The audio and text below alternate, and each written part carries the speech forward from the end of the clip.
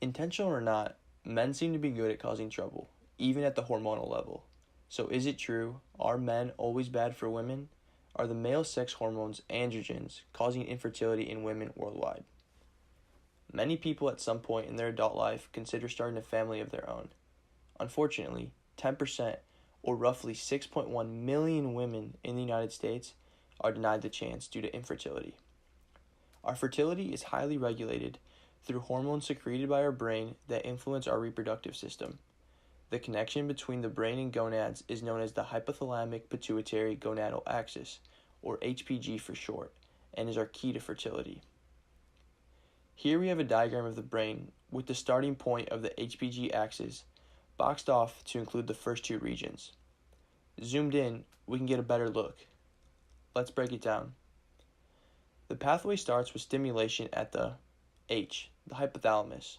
The hypothalamus is responsible for kickstarting the pathway with the release of its hormone, GnRH, gonadotropin-releasing hormone. From here, GnRH stimulates P, the pituitary, another region of the brain that secretes two additional hormones, LH and FSH. Finally, LH and FSH can travel through the bloodstream to the G, gonads. Here, LH and FSH promote the vital production of sperm or eggs.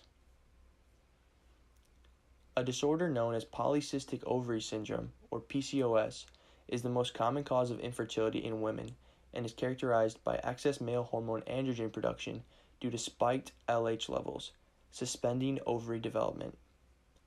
So why would a male hormone affect females, and why might it cause them to be infertile? To figure this out, scientists have focused on the brain and a molecule called kisspeptin to find answers. It has been found that PCOS stifles the HPG axis function, primarily at the beginning, at the H.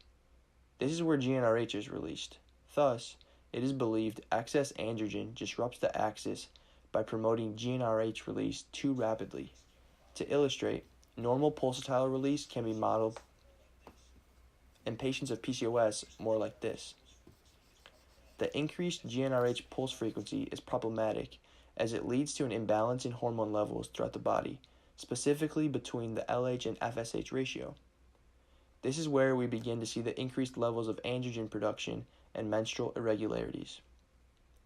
Recent studies show that another signaling molecule in the brain, called kisspeptin, actually regulates the release of GnRH.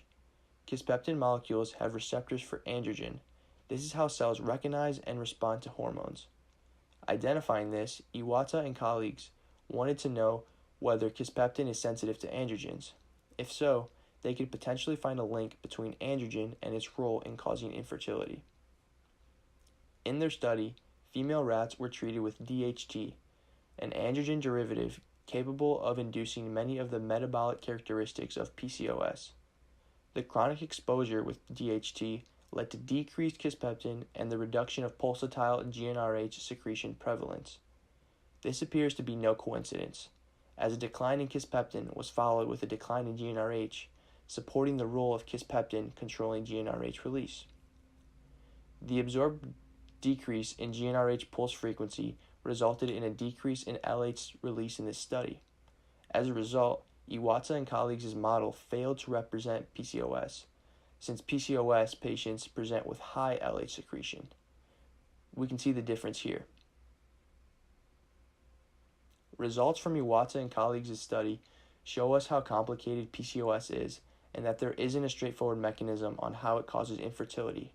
Thus, there are many more things to consider aside from excess androgen.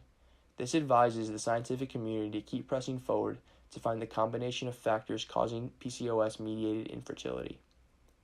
Many patients of PCOS have issues responding to metabolic hormones like leptin, which helps us regulate our food intake. Also, scientists have shown exercise can help manage the symptoms of PCOS and help prevent the onset of cardiovascular disease, which is quite common. Therefore, enacting lifestyle changes can be the most immediate and effective route to managing PCOS.